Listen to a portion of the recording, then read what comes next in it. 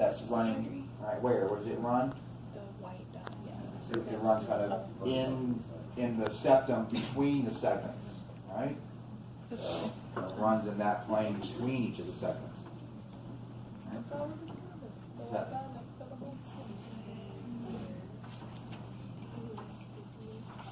What's that? Descending AO, right?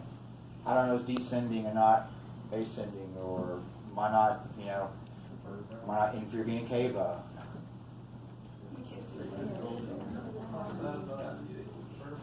Okay, so concludes, right? Left side of the vertebrae, that's where the aorta should be. Right, so it is on the left side of the vertebrae. What else? You don't see ventricles or like chambers or Well, you do see chambers, and so that lets me know that it's probably not the ascending, right? The fact that I do see some chambers of the heart means that it can't be ascending, because ascending is what? Above the heart, right? It's above the baseline, so it can't be can't be ascending.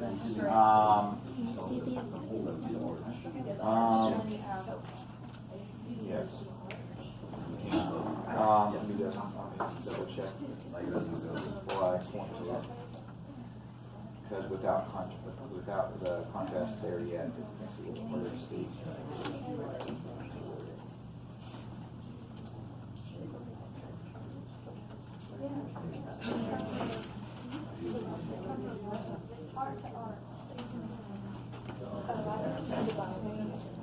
Yeah, it's really hard to see because it's not, I'm not really in the contrast. It's really hard to see, but I'll point it out when I find my arrow.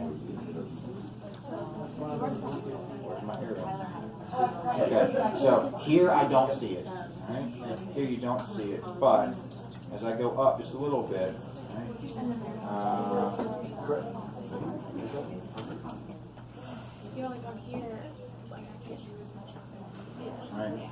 Right, tip that area. As you scroll up and down, and as you scroll through the stacks, you'll start to see just a little bit of an outline of it, right? And that's where it is. But it's really hard to see. That's the side. It's really hard to see it unless you actually are scrolling through the stacks, because there's no contrast in that in the veins, and so it's really difficult to see. Right, but if you kind of keep your eye on it, you can start to kind of see how it kind of, there's a little bit of a bulge there where it's starting to fill in, but that's very difficult to see. Okay. What about, I'll show you again.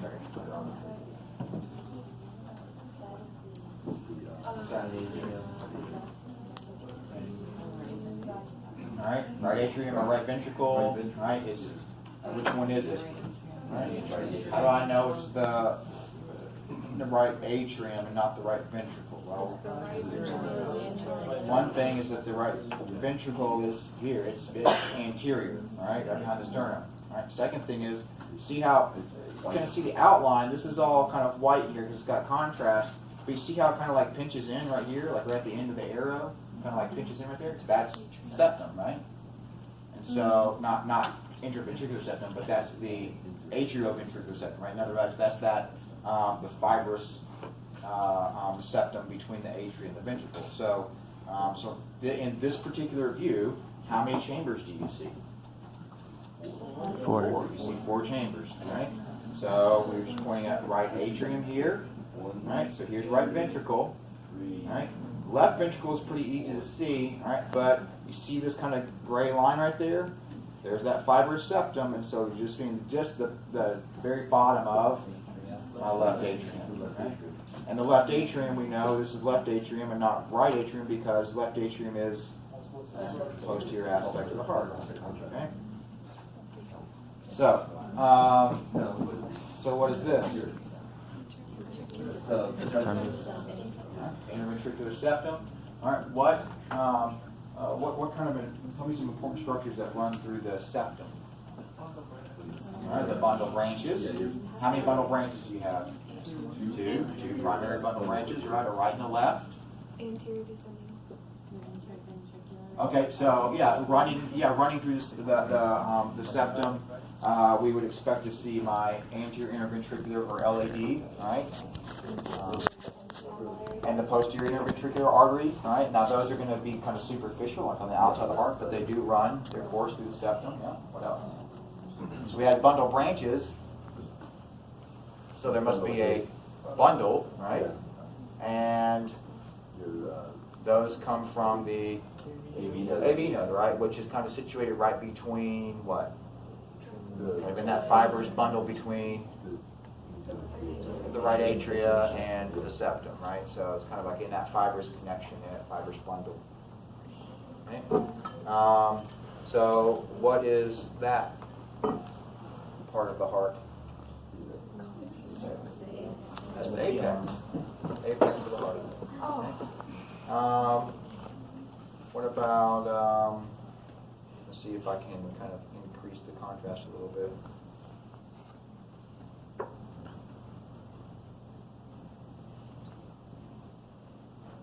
So now let's see if you can see that up there.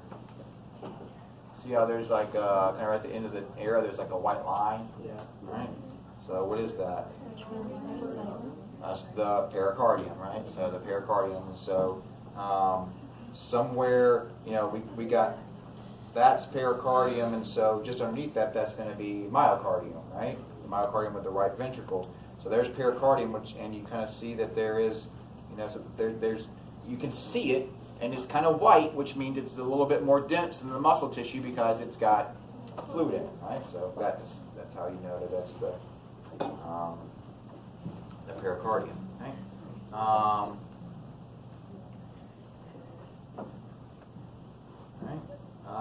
Let's see here. Let's see if we can find.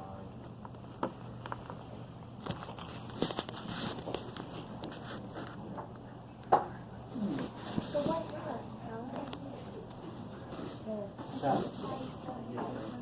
Yeah. Is that your son?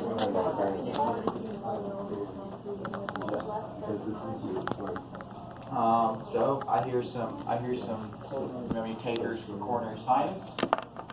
Here's some takers for circumflex.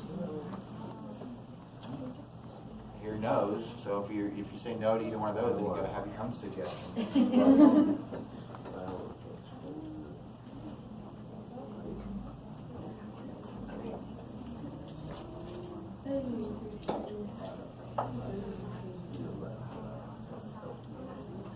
Looks like it's coming off of what? It's the aorta. Coming off the aorta. Aorta. Yes, it's the. Right? It's the L. Track this right back to the aorta. Right? So it's coming off the aorta.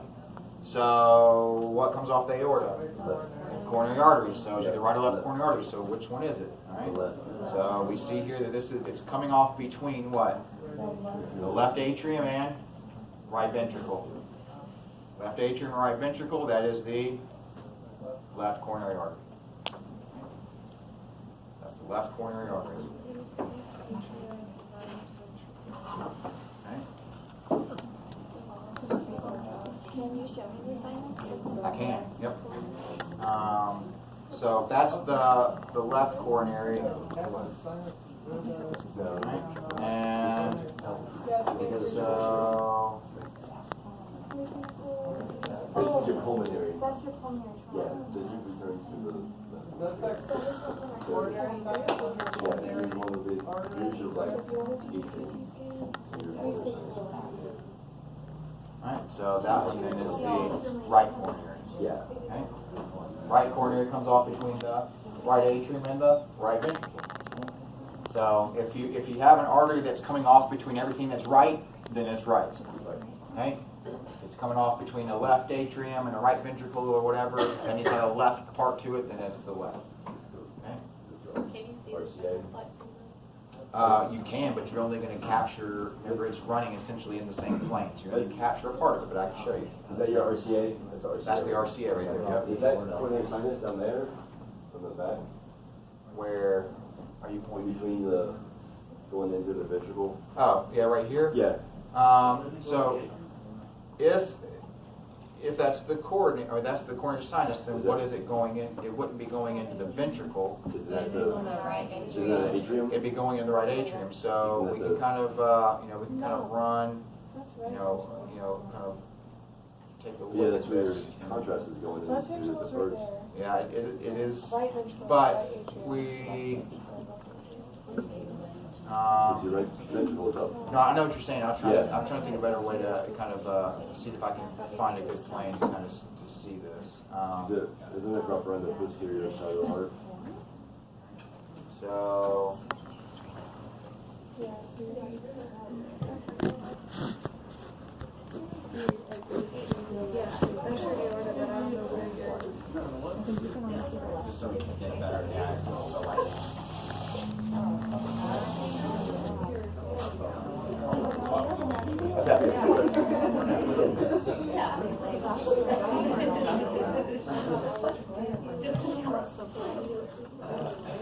all I know is this white part here.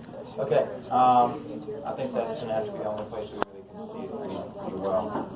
So, the question was, is that the coronary sinus, right? And that is the coronary sinus. Right? Coronary sinus runs in,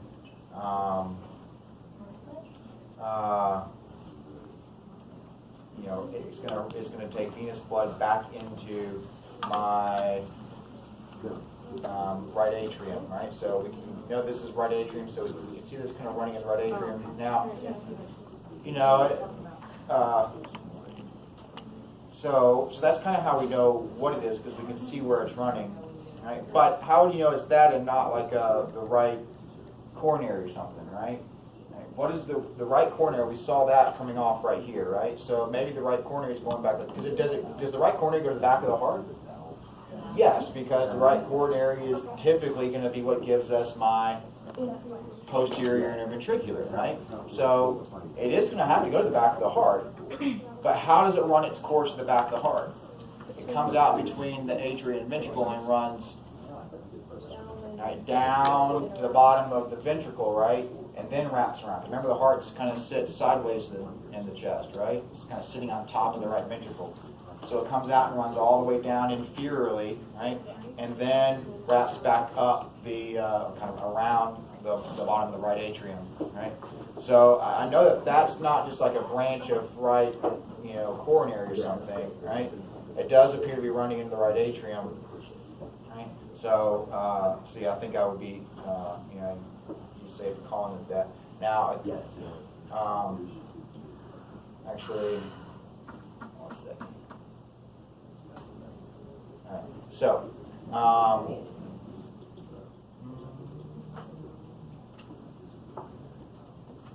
not the best heart to be trying to find these small details on.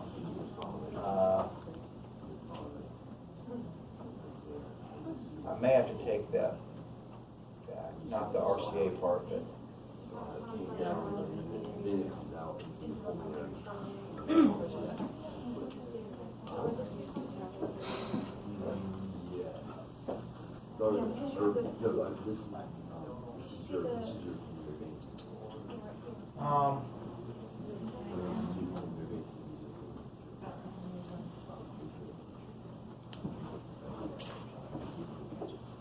and I'm thinking more. I'm thinking that because the location doesn't make sense to me. I want to say that it doesn't make the location doesn't make sense because it doesn't feed into the top of the right atrium, unless this person just has some weird thing, right? I think that what you're seeing right there, I think that's actually part of like just a small branch of the circ coming around, because the circ kind of runs between the laterally around the left ventricle and between the left ventricle and left atrium, right? So the circ kind of runs basically right underneath the back side of the left atrium, right? So that seems to make more sense to me. The reason I say is because where should the the coronary sinus drain into the right atrium? Yes, but not not up here at the base of the heart, right? But right, you can see it right there. See how there's that like swoosh going off of the, I'll just put an arrow, coming off of the, oh, wrong thing. Here. Right. So that swoosh coming off of the right atrium there, the very bottom of the right atrium. That's your coronary sinus. One way you can know that is because that other thing was just way too small to do the coronary sinus. Because what do veins do? You know, they're big, like they distend, right? They're more distensive or capacitance vessels. So the coronary sinus, because remember the coronary sinus is actually, it's not its own structure. It's really what? The great vein and the great vein and the middle vein basically just, they run together right into the right atrium. The small is actually going to come up and run into the coronary sinus, right? So because it is a sinus, it's meant to be something that's relatively, large in terms of its capacitance. So, so I would suggest that that's the coronary sinus. And so up here we were looking at, some sort of coronary branch. It looks like something that's, because you can track it back around to the left lateral part of the heart. So you can see kind of running right through there. I'm thinking that's coming off the circ. Right. But without contrast, it's run all the way through the heart. It's a little bit harder to see that. So we'll find another example here in a second. Don't think there's anything else. Oh, here, somebody was asking about the azygos earlier, so you see it much better now. There's your azygos.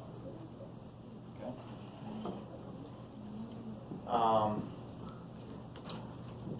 What's that little guy?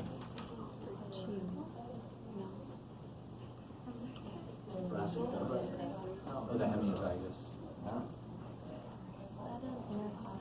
So you're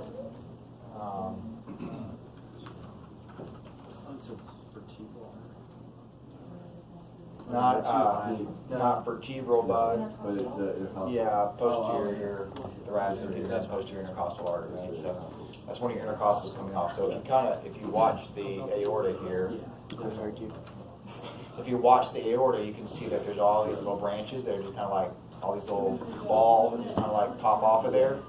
Right? Those are all my intercostal arteries. So there they all come off. Now, right here, right, you can see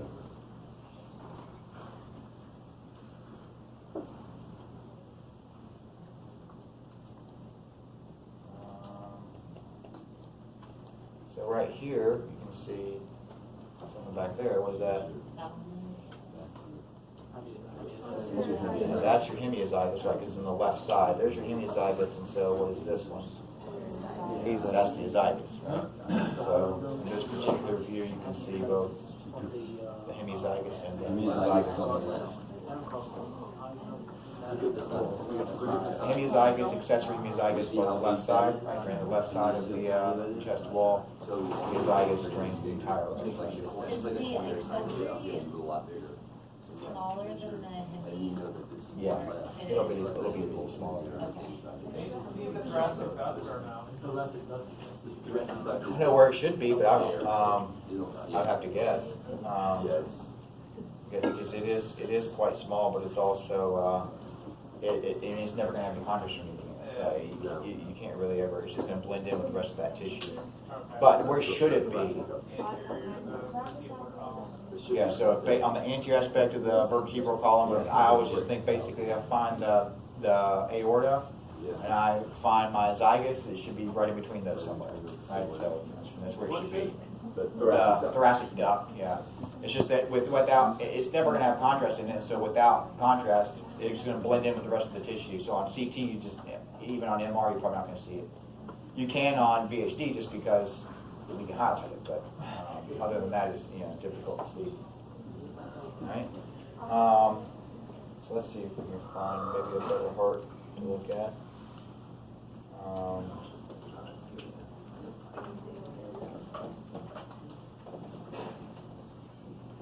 So we, yesterday in lab, at least with two of the groups, y'all were asking about, maybe all three, I don't remember, y'all were asking about histology, right? Okay, so the second group are histology, so we were looking at histology. One of the things we talked about is how, you've got this, the very specific architecture of the lungs, right? And so when you think about the lungs, whether it's talking about X-ray or CT or whatever, it doesn't really matter, right? What should you see, like, as you look at it? Think about an X-ray. When you look at the lungs, what should you see? It should basically kind of be uniform, almost black, right? Because it's air. Right? All that you should really see that's inside the lungs are the vessels, right? So you see some like little spider, web-looking things, and that's the blood vessels, okay? So that would be normal. However, we talked about how when you start to get into a disease process, when you start to tear down or break down that lung tissue, right? And we've got either we're filling the airway because of inflammation, right? Chronic inflammation. We're kind of filling the airway with mucus, right? Then you end up with what? You fill the airway, especially those terminal airways, with mucus. Pneumonia? You could end up with pneumonia, but that's infective. This is more of just an inflammatory process because, we got this going on, right? Or whatever. Cystic fibrosis? Not cystic fibrosis, that's a genomic issue, right? Eventually you could get COPD and stuff like that, but think about the airways being obstructed by mucus. Inflammation that's causing the goblet cells to just secrete tons of mucus. Bronchitis, right? Whether it's acute bronchitis or because of some sort of environmental toxin, I've got a chronic bronchitis, whatever, I've got a bronchitis, right? So that can cause an obstruction, and it's an outflow obstruction, right? And then you can also have morphologic changes to the lung tissue by having alveoli, which are normally these nice little roundish kind of sacs, right, that fill with air, and due to inflammatory changes, those little, like, all these neighboring round sacs kind of become just one big sac, which fills really easily, but we lose that elastic recoil, so I can't get the air out, right? So if you can't get the air out, then you end up with what's called, eventually, we would call it COPD once they get to a certain level clinically, but that's going to be, an emphysema, right? In other words, I'm going to have trapped air. The point is, when you look at the lungs, whether we're talking about an X-ray or especially on a CT, they should look uniform.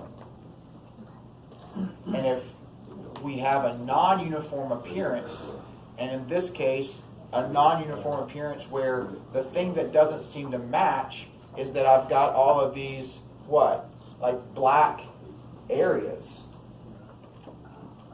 So black in the lung on an X-ray, which a CT is just a fancy X-ray, is what? Air.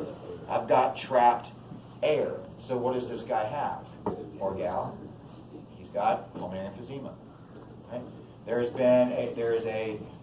due to chronic inflammation, due to environmental toxins, right, or whatever, he now has had actual morphologic changes to the structure of the lungs. He no longer has nice, beautiful little grape clusters at the end of his airway. He's got just like one big grape. Right?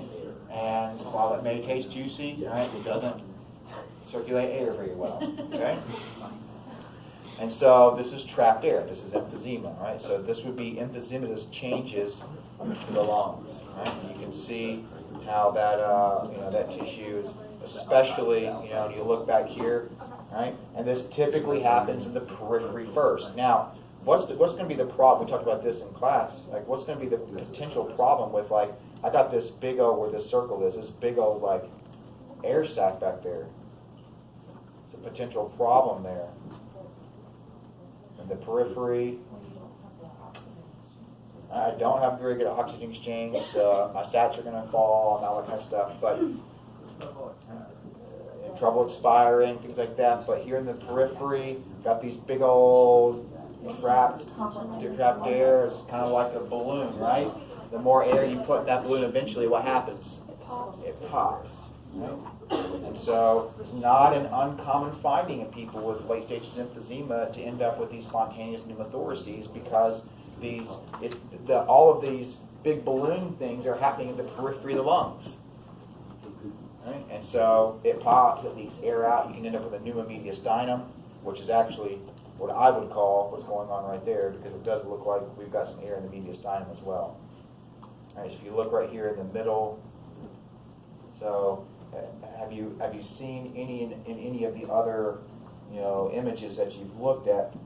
The right button. Right, have you seen a big air pocket right back there behind the heart, between the heart and the aorta? No. Right? So he's got air in the mediastinum. That's a pneumomediastinum. Okay?